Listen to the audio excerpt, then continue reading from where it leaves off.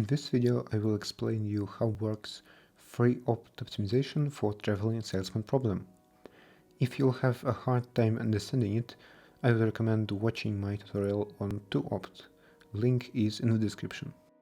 Similarly to 2opt, where we were selecting two not adjacent edges and trying to switch them around to reduce total tournament length, here we are trying to do the same but with 3 edges.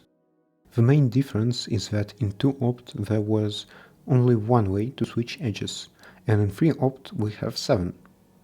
And while I'm showing them to you, the fact is that these numbers are not random, and for kopt there will be k minus 1 factorial times 2 in the power of k minus 1 different permutations, including the initial one. Now it's time to understand where these permutations came from. We can first select one segment and fix its direction, since inverting all edges in the tournament will not affect it. And now, each order of the rest of the segments and their direction will correspond to a way to switch around edges. For better understanding, let's look at the example.